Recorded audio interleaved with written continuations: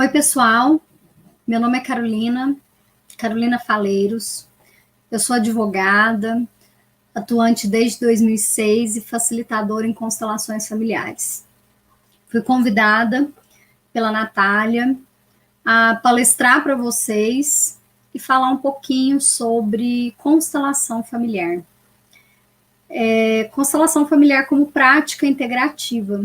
Para mim é um prazer estar aqui hoje com vocês, partilhar um pouquinho, né, desses conhecimentos que eu adquiri ao longo de muitos anos e, enfim, poder passar para vocês um pouquinho desses conhecimentos. Constelação familiar sistêmica como prática integrativa. O amor que cura é o mesmo amor que adoece. A gente parte do princípio de que o amor cura. E esse mesmo amor, ele nos adoece. Ele que nos transforma, ele que nos liberta. Porém, é esse mesmo amor que nos deixa tão emaranhados, a ponto até mesmo de nos adoecer. Essa frase é do Bert Hellinger, que é o terapeuta e filósofo alemão que desenvolveu a técnica da constelação familiar. Bert Hellinger estudou muito, estudou comportamentos humanos, estudou pessoas para desenvolver essa técnica e chegou à conclusão de que as pessoas se emaranham baseados, né, nas crenças, nos costumes, dogmas, valores, basicamente familiares, basicamente dos sistemas a que pertencem. As práticas integrativas e complementares em saúde, denominadas, né, pela Organização Mundial de Saúde como medicinas tradicionais e complementares, foram introduzidas, né, no Sistema Único de Saúde por meio de política nacional de práticas integrativas e complementares no SUS, aprovada pela Portaria 971 em maio de 2006, isso. Ela contempla diretrizes e responsabilidades institucionais para ofertas de serviços e produtos que nós chamamos, né, terapias complementares, terapias integrativas, alguns até terapias alternativas. Essas terapias, esses métodos terapêuticos são constituídos pela homeopatia, medicina tradicional chinesa, acupuntura, plantas medicinais e fitoterapia, além de constituir observatórios de medicina antroposófica e termalismo social, crenoterapia. Em 2017 e 2018, esse rol, né, de política nacional de práticas integrativas, ela foi assim extremamente ampliada em diversas outras práticas, incluindo reiki, aromaterapia, cromoterapia, inclusive a constelação familiar sistêmica, que entrou no rol das práticas integrativas complementares do SUS em março de 2018. A constelação familiar é um processo amplo e profundo que trabalha os bloqueios e conflitos que prejudicam o desenvolvimento da nossa vida. Ele se destina a pessoas que buscam resoluções de questões das mais diversas naturezas, né? Sejam essas questões familiares, financeiras, doenças, relacionamentos, destinos difíceis e etc. Quando eu digo aqui, eu estou aqui explanando para vocês sobre o que é a constelação familiar, tá? Eu ainda estou fazendo um geralzão para vocês entenderem o que é a constelação familiar. A constelação familiar, nós podemos dizer que é uma terapia da alma, um resgate de almas, uma mudança de paradigmas, em que você percebe de uma forma fenomenológica o quanto o nosso próprio julgamento influencia nas nossas vidas. O que eu quero dizer com isso? O nosso próprio julgamento. Eu quero dizer que as nossas verdades, o que nós fazemos de verdades, tem uma influência muito grande na nossa vida. Eu poderia perguntar para você, qual é a sua verdade sobre X evento? Você ter uma verdade sobre isso e a outra pessoa envolvida ter uma outra verdade. Vou dar um exemplo para vocês muito prático no meu dia a dia. Eu sou advogada, lido com ações de família e é muito comum eu lidar com fins de relacionamento de casal. Atuo com relacionamento de casal tanto na constelação familiar como na advocacia. Então, é muito comum eu, no meio de um processo de divórcio, eu ter um lado, né, uma das partes, um lado do processo, falar assim, o meu casamento acabou por causa do fulano. Ele não mudou, ele não me deu atenção, a culpa é dele, ele se ausentou da família, ele só queria saber de trabalhar, ele só queria saber de ganhar dinheiro, a nossa relação ela foi se esvaindo porque ele só pensava nisso.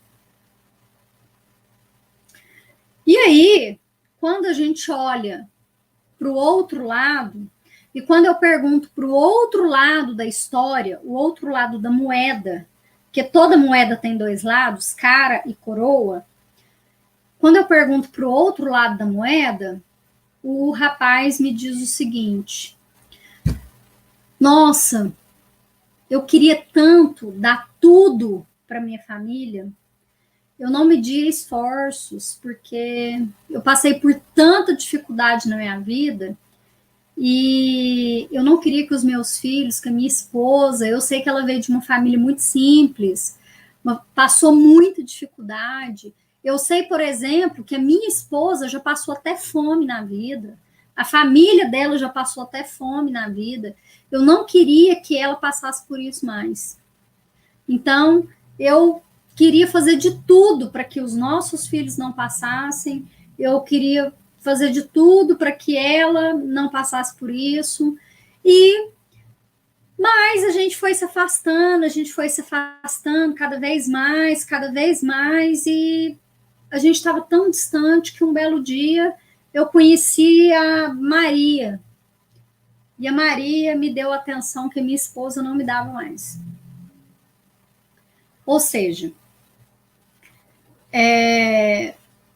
são julgamentos, são verdades que nós temos.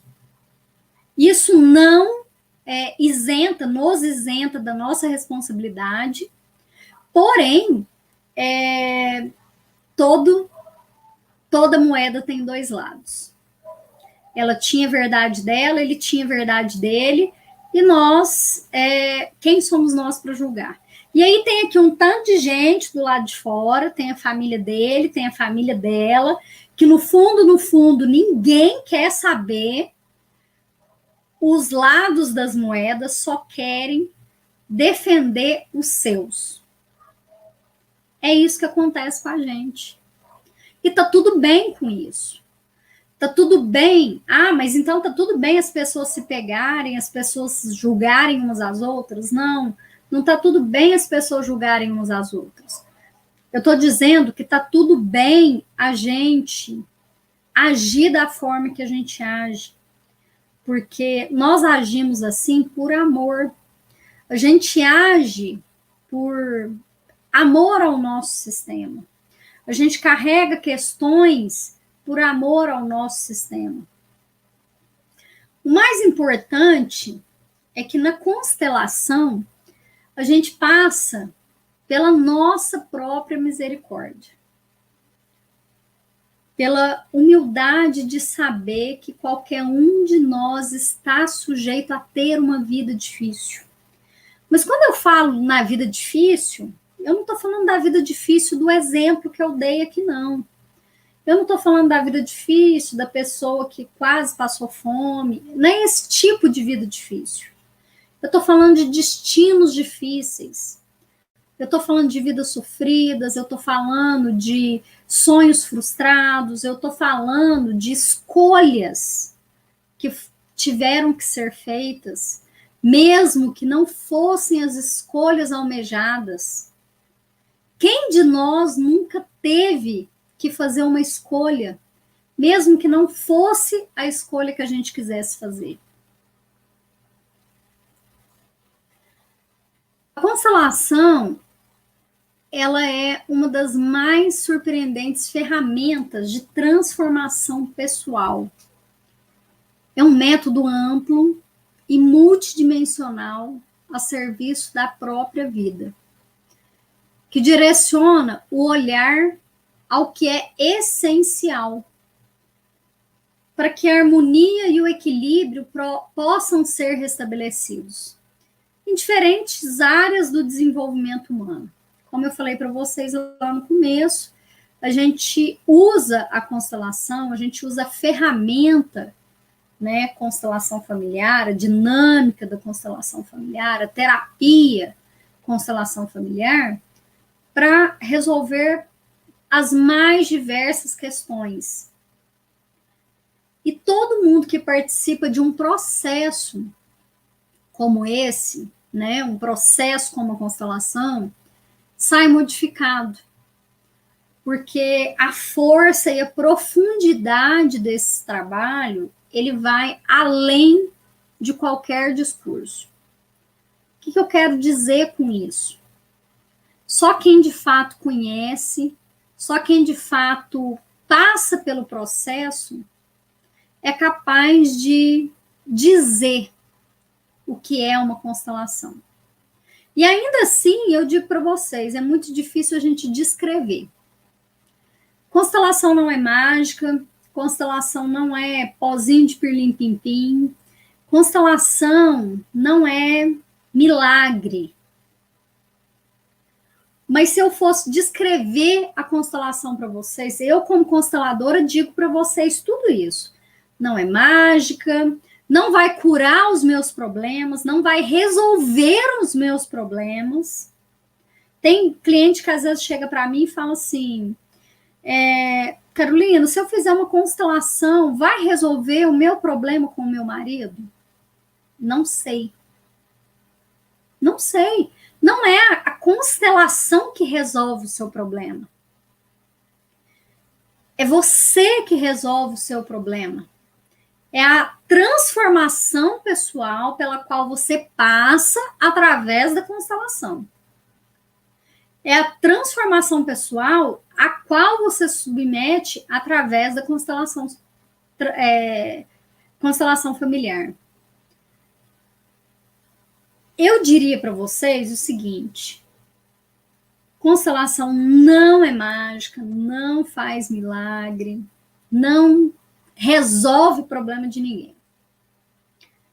Mas se você me pedisse, se vocês me pedissem para descrever uma constelação, e aí eu me lembro da minha primeira constelação, em 2013, 2013 não, há 13 anos atrás, lá em 2000 e, aliás, mais de 13 anos atrás, em 2006, a minha primeira constelação.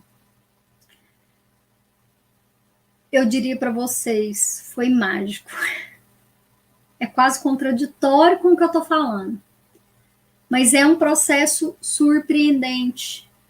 E é inenarrável, é indescritível. Só quem passa pelo processo para entender o que a gente diz, o que a gente fala, o que a gente descreve sobre constelação.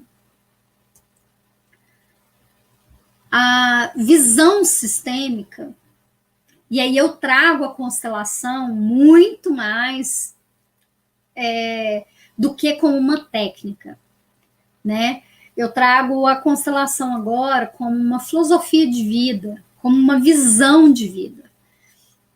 A visão sistêmica, ela nos permite perceber que as pessoas não são indivíduos isolados. Eles são como parte de uma estrutura interrelacionada. Bert Hellinger, que é o desenvolvedor dessa técnica, ele assinalava que a nível subconsciente nós participamos de uma trama familiar e do seu destino coletivo. Uma trama como se fosse uma trama mesmo, um tecido tramado, uma teia, uma grande teia, uma rede de pescador. E como se essa rede de pescador fosse um destino coletivo. Nós estamos interligados por essa teia. Nós estamos emaranhados. As constelações familiares, elas nos revelam que fazemos parte de uma grande alma, que compreende a todos os membros da família, sujeitos a uma ordem essencial. O que é essa grande alma? É como se fosse um grande campo, um campo, como é que chama aqueles campos de energia, né? Que a gente vê muito em desenho animado. Alguém aqui deve ter assistido aquele filme Avatar. O Avatar, ele ficava num mundo que era protegido por um campo. E um grande campo. O Avatar é um filme que ele retrata e ele ilustra bem o que é essa trama familiar e esse destino coletivo que o Bert Hellinger assinalava e que ele dizia, né? Que a gente faz parte de uma grande alma. O que é essa grande alma? É o consciente coletivo, é o consciente da nossa família. Nós temos o nosso consciente individual e temos o nosso consciente familiar, o nosso consciente de grupo. Então, além do meu inconsciente pessoal, individual, eu tenho o meu inconsciente familiar. O que isso significa? Sabe aquela história de que nós somos fruto do meio em que nós vivemos?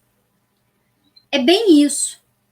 E qual é o primeiro meio em que nós vivemos? É o nosso sistema familiar. Não importa se nós vivemos efetivamente lá. Ah, Carolina, mas e a pessoa que nasceu e foi deixada pelos pais para adoção?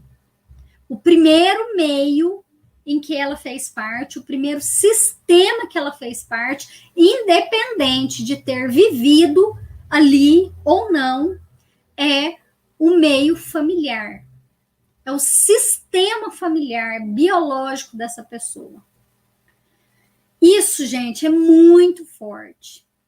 Isso é a grande alma que compreende essa pessoa. Faz parte da essência dela. Nós só podemos nascer através de um pai e de uma mãe. Não existe filho só de mãe ou filho só de pai. Isso não existe. A gente vê aí, hoje em dia, né, os casais homoafetivos, já é permitido terem as barrigas solidárias, isso já é permitido no nosso ordenamento jurídico, na prática isso vem acontecendo, e a gente sabe que tanto para os casais homoafetivos de homens como de mulheres, a gente sabe que vira e mexe, eles querem que aquela criança tenha as características de um deles e seja gerado, né? No caso das mulheres ainda é mais fácil. Às vezes pega o óvulo de uma e gera na barriga da outra, com o espermatozoide de um doador. Para os homens é um pouco mais difícil, porque pega o óvulo de uma doadora e usa uma barriga solidária. Mas o que acontece? Às vezes isso é possível até numa barriga solidária da família de um dos pais. Mas o que acontece? Precisa de um óvulo e de um espermatozoide para gerar aquela criança. Isso é biologia pura, matemática burra. 1 mais 1 são 2. Então, não tem como a gente fugir dessa regra. E eu faço parte desse sistema. Eu faço parte do sistema que me cria. No caso de uma criança adotiva, no caso dessa criança, desses lares homoafetivos, dessas crianças que estão sendo geradas dessa forma, elas fazem parte também desses sistemas. Mas não pode esquecer dos sistemas biológicos delas.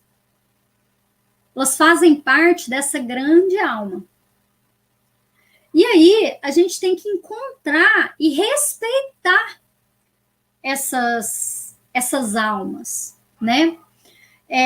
O Bert Hellinger dizia que essa grande alma que compreende todos os membros de uma família estão sujeitos a uma ordem essencial.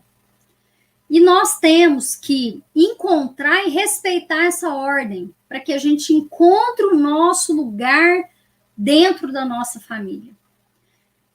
Respeitando o destino dos outros membros da nossa família. O que isso significa?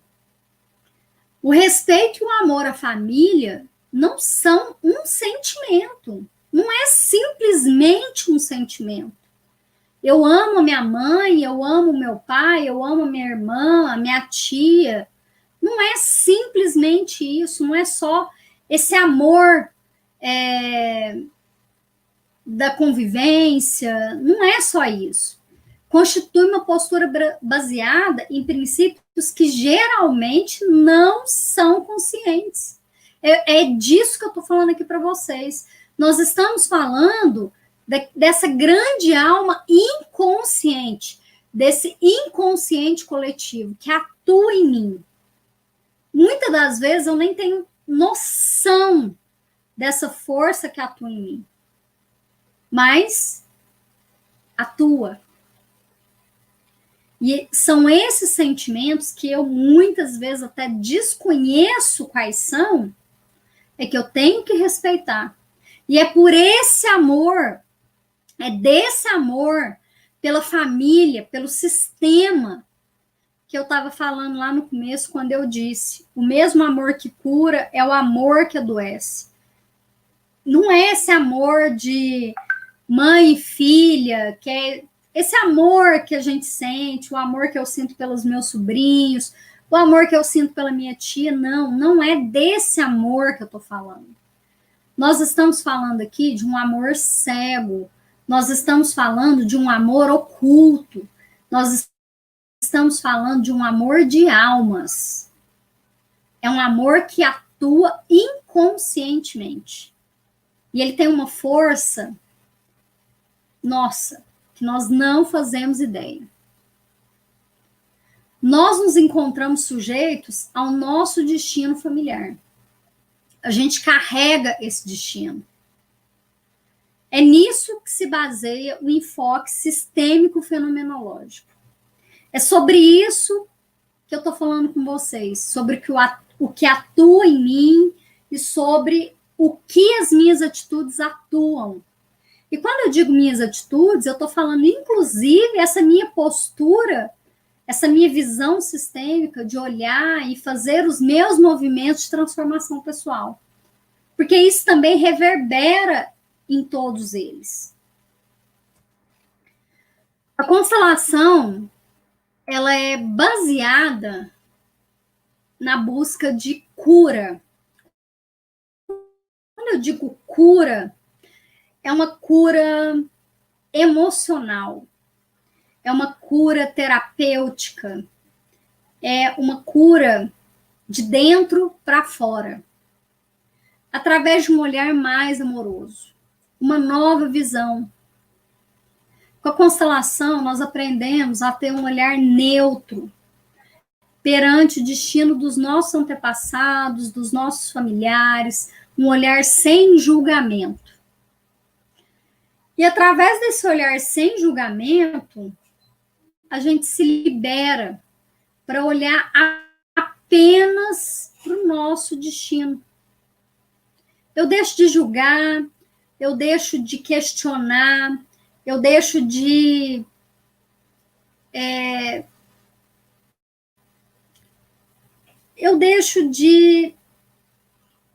criticar e se preocupo apenas em seguir o meu caminho. E aí as coisas elas vão se tornando mais leves. É claro, né, gente, que falar é muito fácil. É bonito demais quando eu estou aqui falando, conversando com vocês, dizendo para vocês tudo isso. E falando para vocês, nossa, como a constelação familiar é maravilhosa. Como isso é incrível e como isso é muito maravilhoso. E parece tão simples, né? Bert Hellinger tem uma frase que dizia o seguinte: o essencial é simples. Muito simples. Mas ele dizia também o seguinte: ser simples não significa que seja fácil. É muito difícil que a gente consiga simplesmente seguir sem julgamento. A gente precisa desses movimentos, a gente precisa dessas intervenções. É como se a constelação familiar ela fosse um remédio. A gente não vai ao médico quando a gente sente uma dor, quando a gente fica doente. A dinâmica é a mesma. É muito importante a gente entender qual é o objetivo da constelação, qual é o efeito disso em nós, para que também a gente saiba passar por esse processo de cura, né? Isso é muito importante. Nos liberando, né, para esse olhar apenas para o nosso destino, esse olhar menos julgador, nos tornando mais leves, nos libertando desses emaranhados que a gente carrega. a gente recebe força da alma, da nossa ancestralidade. Ah, Carolina, então nós estamos falando aqui de ancestrais, nós estamos falando aqui de espiritismo, de religiosidade? Não, nós não estamos falando de religiosidade. Nós estamos falando de genealogia. Árvore genealógica. Nós estamos falando de ciência. Nós estamos falando, gente, de olhar para trás e entender que um filho tem um pai, uma mãe, 4 avós, 8 bisavós e assim por diante. Progressão matemática. São tantas coisas, são tantas ciências que estão envolvidas aqui na constelação familiar. Eu poderia tratar de ciências, biologia, matemática. Eu estou aqui falando de números, eu já falei de números, eu já falei de biologia, eu já falei de até espaço. Eu já falei de física quântica, física, campo de energia. É sobre isso, é sobre o que atua em nós, é sobre o que reverbera. Nós somos pura energia. Quando Bert Hellinger disse que as ordens, aquelas ordens, né, que atuavam no nosso campo inconsciente, na nossa família, e que a gente tinha que respeitar, e que a gente tinha que acolher, e para a gente encontrar o nosso lugar, ele estava falando das ordens, das leis sistêmicas. Bert Hellinger dizia que existem 3 leis básicas naturais que atuam ao mesmo tempo. Ele chamou essas leis de leis sistêmicas ou ordens do amor. Ele chamava de ordens do amor partindo do princípio de que tudo é baseado no amor cego que nós temos. O amor que cura é o amor que adoece. Por isso que ele chamou de ordens do amor. Mas são as famosas leis sistêmicas. Bert Hellinger, ele nos falava que, além do inconsciente individual e do inconsciente coletivo, ainda tem um inconsciente familiar, que atua em cada membro. É aquilo que eu estava falando para vocês. Nós não somos indivíduos individuais. Nós não somos pessoas individuais. Nós somos um coletivo. A nossa família atua em nós. O nosso sistema atua em nós. Tudo que vem do meu sistema, tudo que as tragédias, as sinas familiares, assim como as coisas boas também atuam, me faz seguir adiante. Não são só as doenças, as dificuldades, os destinos difíceis, as coisas boas também atuam. Para o Bert Hellinger, as 3 leis básicas são o pertencimento, a ordem ou hierarquia, e o equilíbrio entre dar e receber. O pertencimento diz o seguinte: todo mundo pertence. Todos pertencem. Todos. Todo mundo que vocês imaginarem, todo mundo que vocês estiverem pensando, pertence. Todo mundo que estiver passando na cabeça de vocês, pertence. O pai, a mãe, independente de terem vivido com vocês ou não, a avó, o vô, o irmão, aqueles que nasceram ou não nasceram. Às vezes é muito comum numa família, às vezes, terem acontecido abortos espontâneos, muitas das vezes. O pessoal que está fazendo medicina sabe que inúmeras são as intercorrências, é muito mais comum do que a gente pode imaginar, do que a gente pode saber, que é muito comum acontecer um aborto no primeiro trimestre de gestação. E vamos supor, uma família em que houve um aborto e depois 2 crianças nasceram, é muito comum a gente perguntar para a mãe, quantos filhos você tem? E ela responder, 2. Quantos filhos essa mãe tem? Essa mãe tem 3 filhos. Ah, não, mas ela aconteceu um aborto com 3 semanas de gestação. Não importa. Não importa quantas semanas de gestação. Não importa como aconteceu. Não importa sequer se foi aborto espontâneo, se foi provocado.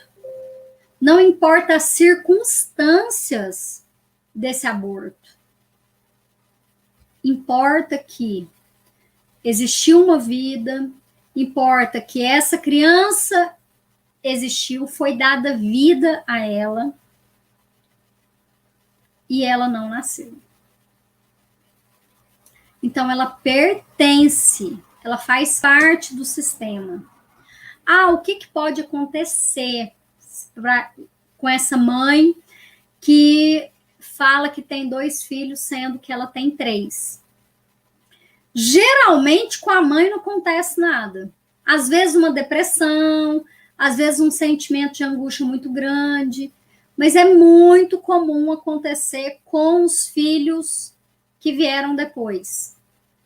Principalmente o filho que veio depois. Às vezes acontece de ter um filho e o aborto ser no meio, e depois ter um filho, mas se o aborto foi o primeiro, é muito comum essa criança que veio depois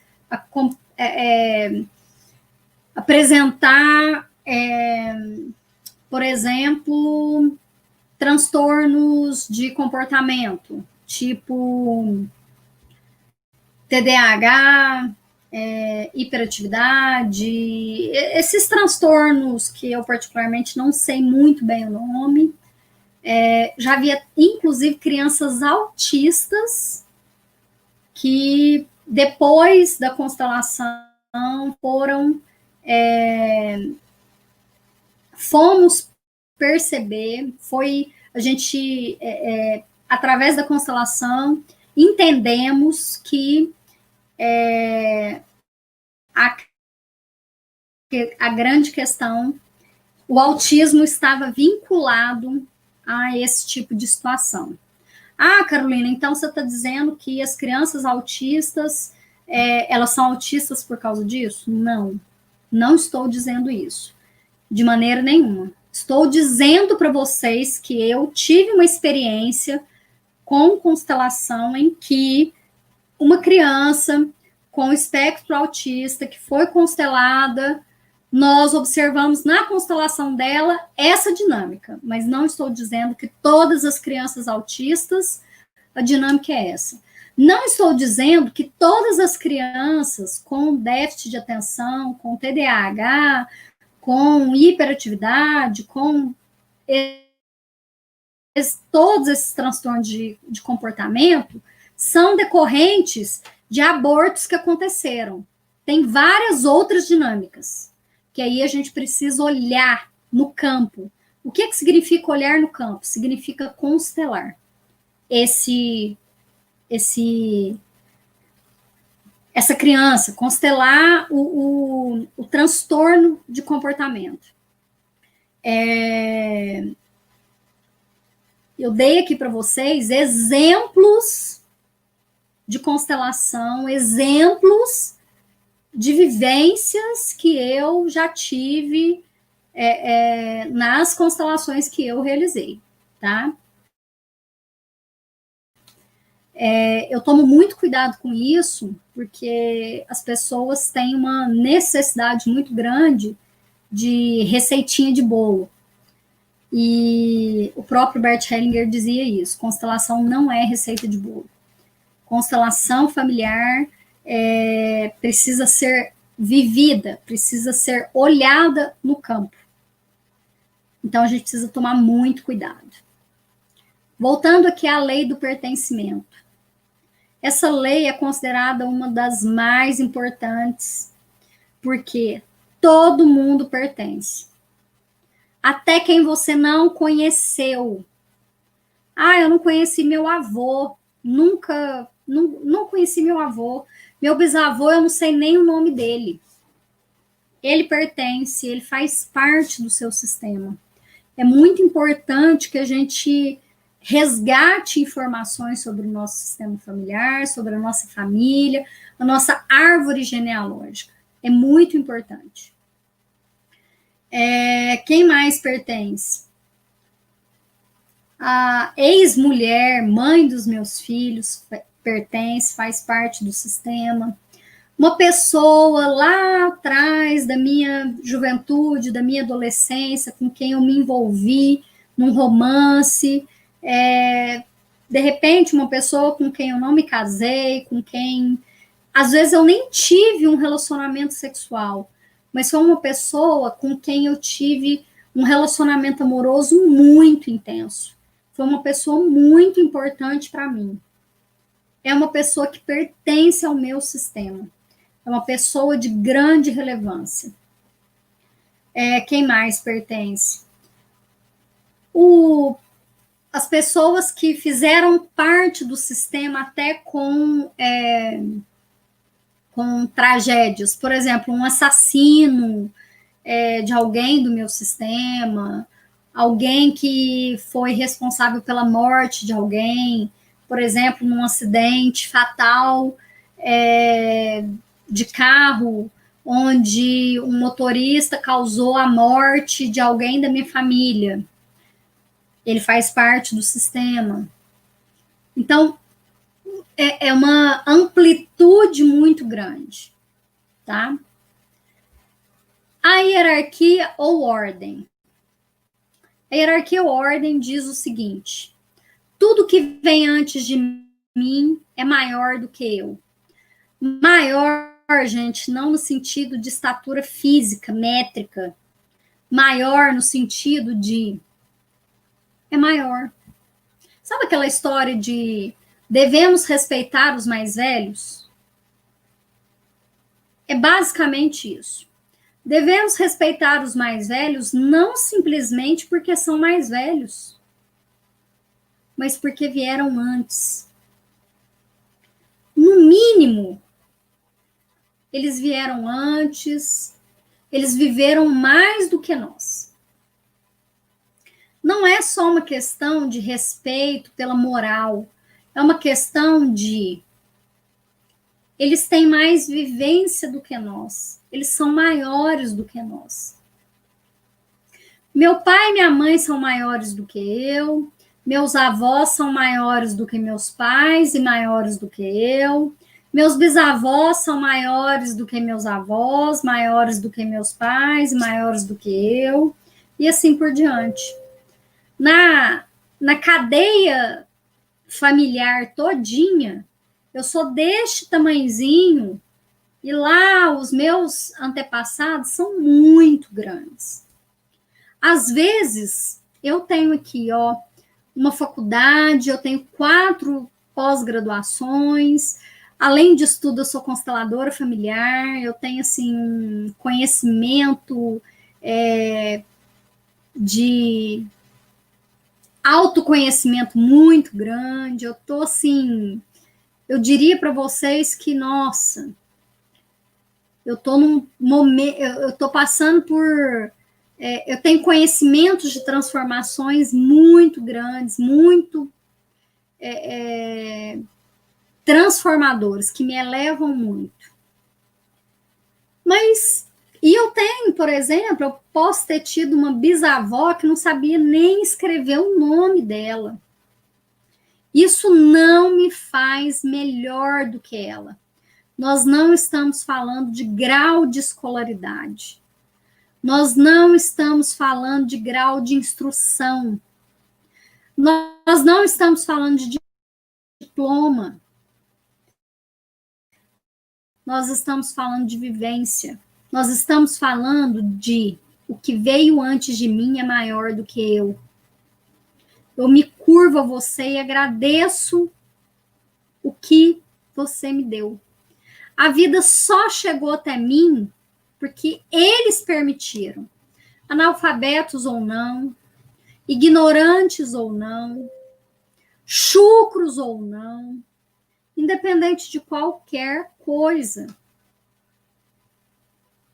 Tendo vivido na cidade ou na roça, independente de qualquer circunstância, independente de qualquer valor moral, independente de qualquer conhecimento, a vida só chegou até mim porque eles permitiram.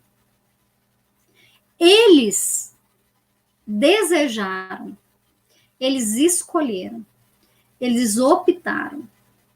Se a minha bisavó lá atrás tivesse suspirado e por um segundo tivesse decidido mudar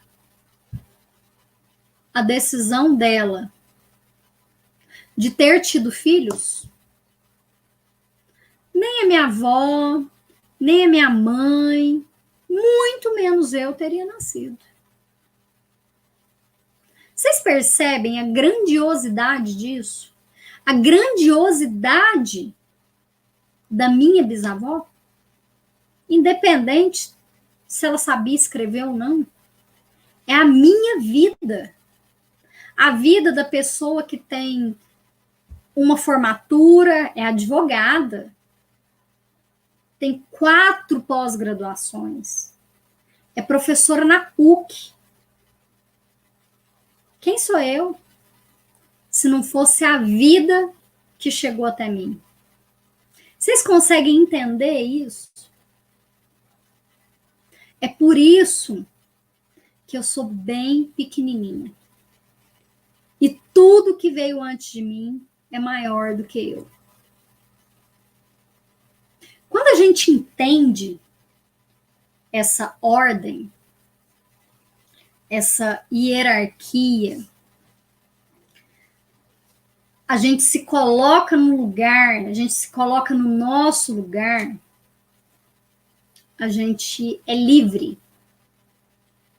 E a gente ocupa só o nosso lugar de filho. Eu sou grande apenas quando eu sigo adiante, quando eu sigo a minha vida. A partir do momento que eu resolvo seguir em frente, que eu tenho que seguir em frente, não é, será que eu vou, será que eu não vou? Não, eu tenho que seguir em frente. E aí eu me torno uma pessoa adulta, aí eu me caso, eu tenho filhos, isso opção minha. Quem não quiser casar, não quiser ter filhos, vá fazer alguma coisa boa da própria vida. Segue adiante.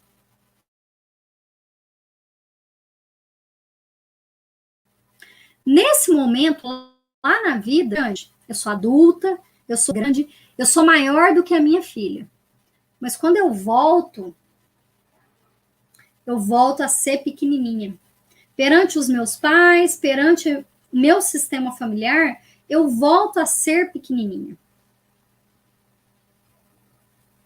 Entre marido e mulher, não existe hierarquia. Existe uma equivalência. A mulher, assim como o marido, saiu do sistema e eles se completam. Eles se completam na sexualidade, masculino e feminino.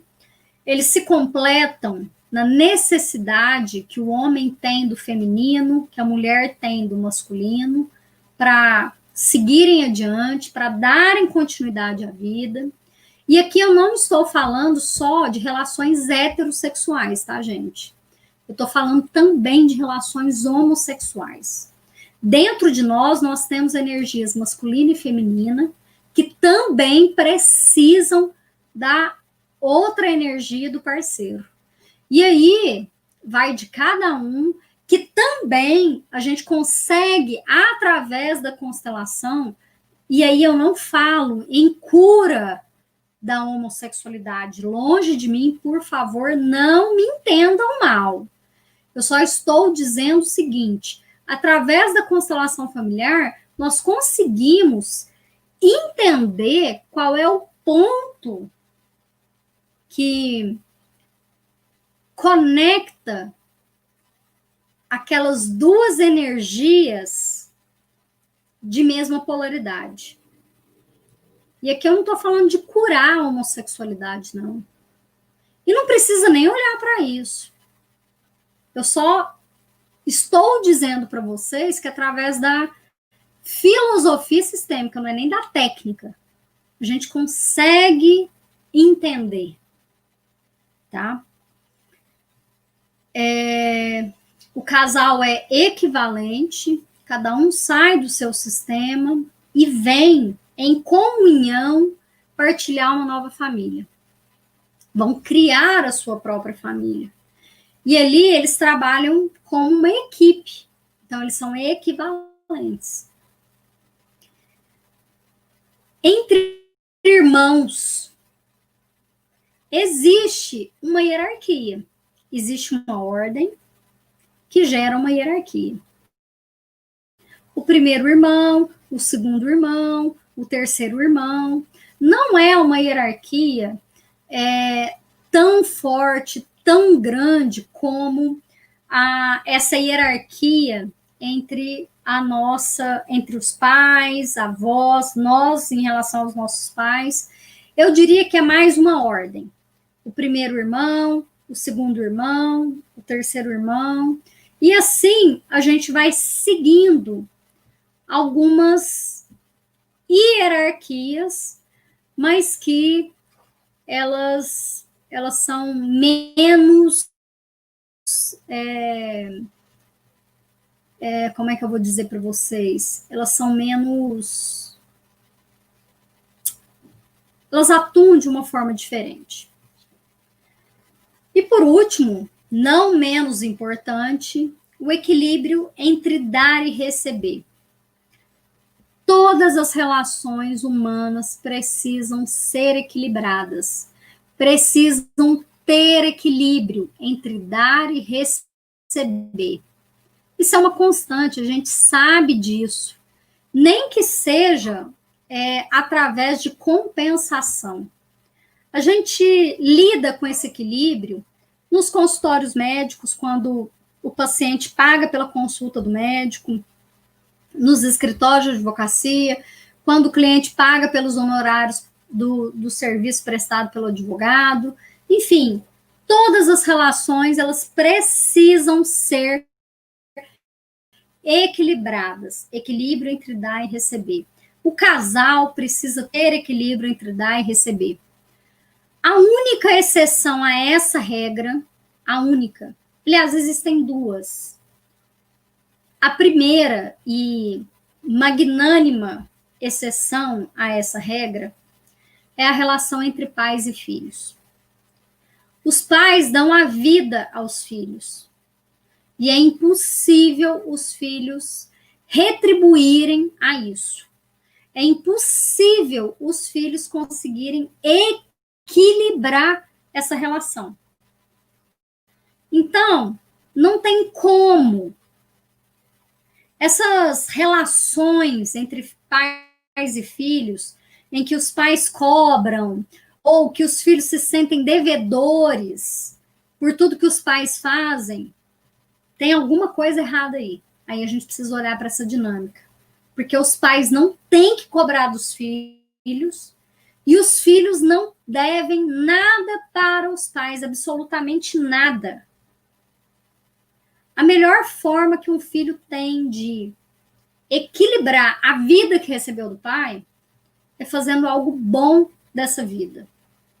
A primeira forma de fazer isso é passar essa vida adiante, passando a vida aos seus filhos, à sua prole. Ah, mas então eu só equilibro isso quando eu tenho filhos? Não, não. Tem pessoas que não querem ter filhos, tem pessoas que não podem ter filhos. E aí você pode fazer algo bom da sua vida. O próprio Bert Hellinger, por exemplo, não teve filhos. Foi casado 2 vezes e não teve filhos. Não sei se não quis, se não pôde, não teve. Mas fez algo muito bom com a própria vida. Ele estudou o comportamento humano, ele estudou muito a fundo, ele desenvolveu a técnica da constelação familiar e isso é de uma grandiosidade enorme. Então, definitivamente, ele equilibrou a vida que ele recebeu dos pais dele. A outra exceção à regra, que eu falei para vocês, que eu mencionei para vocês, e ela se equipara bastante a essa função dos pais, é a função do professor. Bert Hellinger compara muito a função do professor com os pais. O professor, ele ensina aos seus alunos. O que ele dá para os seus alunos não tem como ser retribuído. A única forma de ser retribuído é os seus alunos passando isso adiante. Não importa como. Não importa que seja uma boa prestação de serviço, não importa que seja ensinando para outras pessoas, mesmo que de forma informal, não importa. Importa que receba os meus ensinamentos e passe isso adiante. É por isso que eu digo que eu tenho tanto prazer em sempre passar isso adiante. O amor que cura e o amor que adoece. O amor que cura é o mesmo amor que se baseia na ordem, no equilíbrio e na abertura do coração e na atitude que sustenta a própria vida. Sempre que esse amor, né, quer compensar um destino, ele se coloca como lealdade ou sacrifica-se por outros, ele nos adoece. E, gente, nós fazemos isso o tempo todo. A gente faz isso com muito mais frequência do que vocês possam imaginar. Quando damos demais ao outro, a gente está causando um desequilíbrio. Porque o outro sente que está recebendo muito e não consegue devolver na mesma medida. Ele se sente um devedor e, como consequência, ele pode abandonar essa relação. É a história da relação que fica desequilibrada. Um bom exemplo disso aqui são aqueles relacionamentos de casal em que, às vezes, as pessoas dizem assim: nossa, eu dei todo o meu amor, eu fiz de tudo, eu fazia tudo, e mesmo assim ele me abandonou. é justamente sobre isso. A pessoa dava tanto, mas ela dava tanto, mas ela dava tanto, e o outro recebia tanto, que ele se achava numa condição de não conseguir retribuir na mesma moeda. Ele não tinha para pagar, vamos dizer assim. E aí ele se sente muito pesado. Ele se sente culpado, vamos dizer assim. E aí ele abandona aquela relação, porque ele não consegue se manter ali. É o que a gente chama de culpa e inocência. É uma culpa inocente. As doenças, elas têm origem em coisas imateriais, inconscientes e ocultas, que refletem uma parada do fluxo energético, fazendo com que um órgão seja atingido na forma de doença ou distúrbio. A gente sabe, né, que já tem estudos que o que causa as doenças no nosso corpo físico são essas disfunções energéticas, essas disfunções emocionais. As doenças do corpo físico, elas estão muito mais ligadas às disfunções emocionais do que qualquer outra coisa. Até os médicos mais conservadores, eles já estão se abrindo para essas teorias, porque já existem estudos nesse sentido. Essa parada do fluxo de energia ocorre após as perdas, os fracassos nos sistemas, e são sinais de desordem na alma da família, quando alguém está fora do lugar. Lembra que eu estava falando sobre hierarquia, pertencimento, equilíbrio entre dar e receber?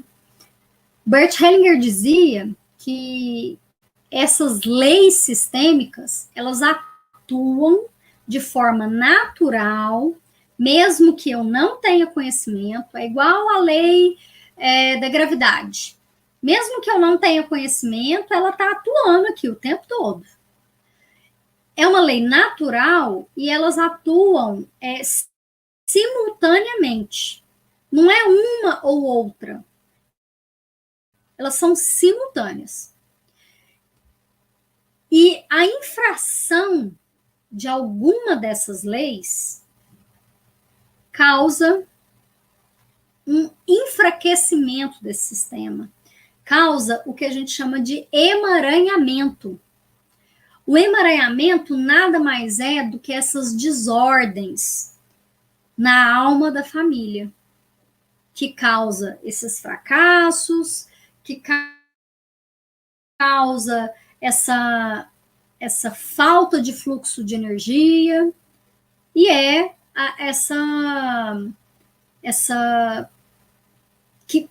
essas origens, né, de doenças e distúrbios que acontecem com as pessoas. A história da nossa família nos pertence. Tudo que a nossa família vive, tudo que a nossa família viveu, mesmo que eu diga, não quero saber, eu faço parte disso. A minha família faz parte de mim. Mesmo que eu diga, não, eu deixo isso para lá, não quero saber, eu não quero ouvir falar nessa história. Essa história da nossa família, ela pertence a nós. Ela pertence à nossa essência. e nós estamos vinculados a ela. Essa história, ela é uma parte de nós e ela marca a nossa personalidade, marca as nossas forças e as nossas fraquezas.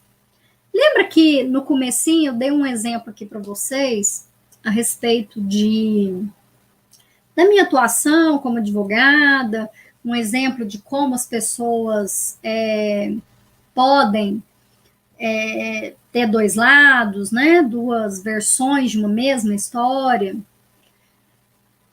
As pessoas, elas podem fazer algo muito bom da história de vida delas. Ou elas podem se enfraquecer, elas podem se vitimizarem. E isso não significa que elas fazem numa dinâmica por querer. Eu não diria, por exemplo, que a pessoa quer se fazer de vítima.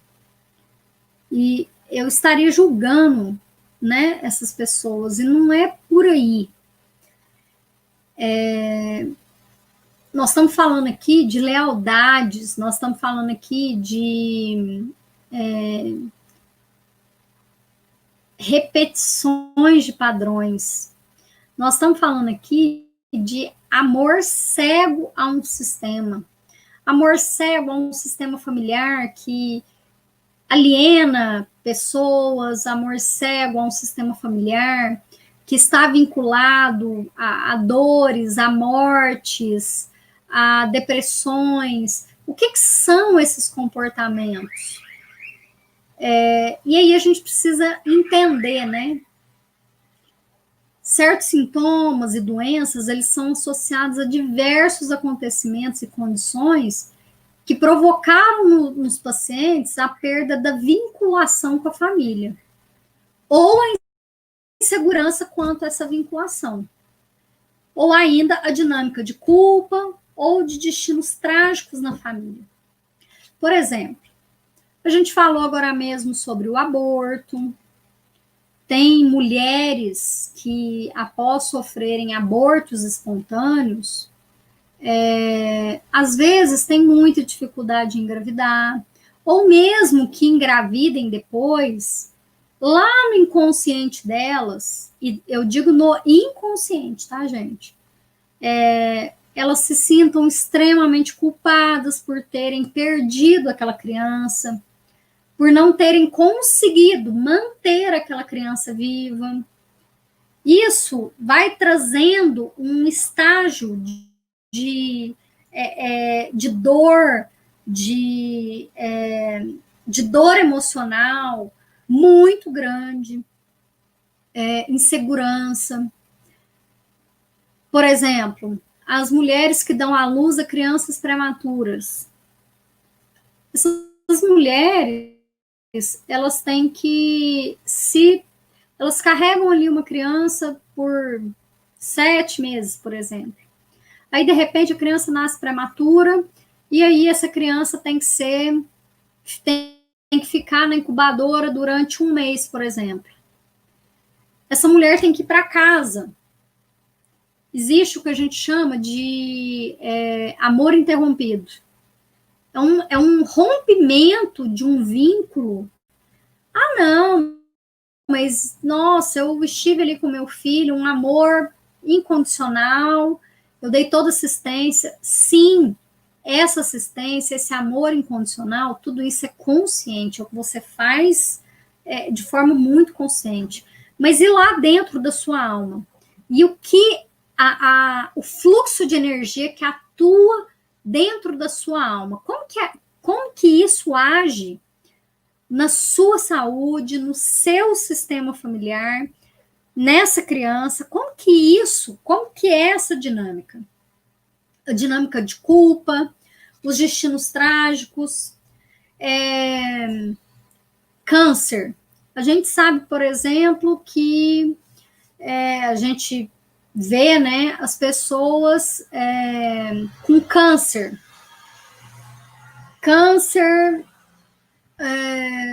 aquela velha história, quem tem câncer, uma pessoa que tem câncer na família, é muito fácil, eu sempre escutei falar isso, é muito fácil as pessoas, ter outras pessoas com câncer na família. Aí, de repente, agora, você começa de uns anos para cá, você começa a entender que o câncer, ele é causado por alimentos. Então, não tem nada a ver com a genética. Então, não tem nada a ver com a questão biológica, a questão genética. Aí, agora, de uns anos para cá, você pode ser curado o câncer através da sua alimentação, uma alimentação saudável, uma alimentação isso, uma alimentação aquilo. Então, peraí, também não tem nada a ver com uma série de coisas. E aí, o que a gente faz com isso? Aí me remete o seguinte, quando fala para mim assim, se você tem casos de câncer na família, é muito mais fácil você ter câncer. Eu chego aqui na dinâmica sistêmica fenomenológica. Por que é tão mais fácil você ter câncer se na sua família tiver caso de câncer?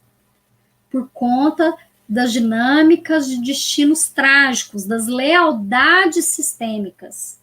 E aí, é claro, a gente precisa entender quais são essas lealdades, a gente precisa olhar para isso, a gente precisa ver várias dinâmicas, tem o câncer, os diversos tipos de câncer, as diversas dinâmicas, né?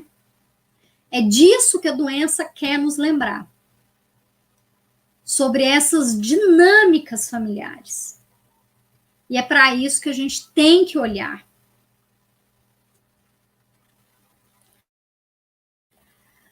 O constelador, o médico. As constelações com doentes ampliam as possibilidades de uma ação mais salutar no tratamento médico. O que isso quer dizer, né? A gente não está falando em constelação curar doença.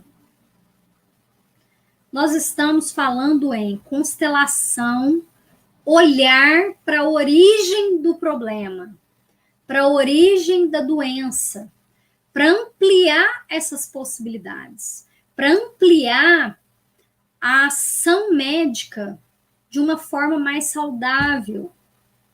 Ao invés, por exemplo, de toda pessoa que chega num consultório de um psiquiatra ou uma pessoa que está com depressão, né? Um médico psiquiatra. Toda pessoa que chega lá com uma depressão profunda. A constelação, ela pode ampliar as possibilidades de ação do médico. Através da constelação, a gente consegue chegar na origem daquela depressão. De onde vem essa depressão? Qual é a origem disso? E através desse olhar, desse diagnóstico, vamos colocar assim, o médico consegue introduzir um tratamento mais adequado para aquele paciente. Nem todo mundo que está com depressão necessita especificamente de antidepressivos de tarja preta. Às vezes, uma acupuntura, que também está aqui no rol das práticas integrativas, Às vezes, uma homeopatia, ou até mesmo um medicamento, um remedinho para dormir. Às vezes a depressão do paciente não é uma depressão, uma coisa tão profunda. Ele só está precisando se desligar. Aí o médico vai ali, dá um calmantezinho, coisa de leve, não precisa de um tratamento tarja preta que vai deixar o paciente, enfim, extremamente dependente daqueles medicamentos, porque muito embora nós estejamos aqui, eu esteja falando com médicos ou estudantes de medicina, nós sabemos, gente, que é isso que acontece. Tem pessoas que ficam dependentes de antidepressivo, ficam dependentes de medicamento de tarja preta, e o objetivo não é esse. Quanto menos as pessoas ficarem dependentes desse tipo de medicamento, melhor. Melhor pro tratamento médico, né? E o que acontece com esse tratamento médico? O tratamento médico é do médico. A consideração de envolvimentos sistêmicos e transgeracionais, além das conexões com dinâmicas familiares, né, projeta uma nova luz sobre a doença, sobre a saúde do paciente. E as luzes obtidas nas constelações de doenças e sintomas possibilitam um enfoque mais integral da pessoa doente. Não fica aquela coisa generalizada. É aquilo que eu estava dizendo para vocês, não existe receita de bolo. O que é depressão na visão sistêmica? Tem várias possibilidades. A gente tem uma possibilidade, né, de falta de conexão com a vida. Se eu fosse falar de uma forma muito ampla, o que é a depressão na visão sistêmica? Eu diria, para ser bem ampla, eu diria, depressão está vinculada à falta de conexão com a vida. Se está vinculada à falta de conexão com a vida, teoricamente, a gente tem ali algum emaranhamento relacionado ao pai, à mãe, mas eu paro por aqui, porque eu só tenho como olhar para a depressão de alguém no campo de constelação, no campo daquela pessoa, a hora que eu abro e falo, eu vou constelar a depressão do João ou da Maria, para eu ver de onde vem essa depressão. De onde ele traz essa depressão? Qual é essa história? E aí, o João ou a Maria não pode ser generalizado, não pode ser uma receita de bolo. É sobre isso que a gente está falando. É sobre cada um. E é disso que a gente diz quando a gente quer trazer a constelação familiar como uma possibilidade, né, de ampliação, uma nova luz sobre a doença, como auxílio no tratamento. O constelador, ele é um assistente do médico ou terapeuta. E não tem a intenção nenhuma de substituir métodos de tratamento e aconselhamento. É como eu disse aqui, gente. Constelação familiar não cura nenhuma doença. Constelação familiar é uma técnica terapêutica para que a gente se conecte com a origem da questão. E aí a pessoa ela precisa passar pela transformação pessoal. Tem muitas questões que podem ser trabalhadas de forma independente, mas tem muitos clientes que têm que ser submetidos a acompanhamento, né, com psicólogo, acompanhamento médico. Não dá só para fazer constelação. Constelação por si só não resolve tudo, todos os problemas. E nós, consteladores, nós não queremos substituir nem o médico, nem os métodos de tratamento. Principalmente quando os procedimentos usualmente eficazes não proporcionam o resultado desejado, olhar para esse quadro, né, multigeracional, esse quadro de fundo da família, abre novas possibilidades. Eu vou contar uma história para vocês. A minha mãe, ela teve câncer, e ela teve câncer de pâncreas. Ela foi diagnosticada, a médica, um belo dia, falou, gente, ó, ela fez a cirurgia de remoção do tumor. Um belo dia, a médica, ela foi internada depois de 30 dias da retirada do tumor, e a médica falou, me chamou e falou, olha, em poucos dias, um mês talvez, 2 no máximo. A minha mãe viveu mais 10 meses. E ela fez uma constelação. A constelação dela, eu vejo como sendo uma cura para o sistema.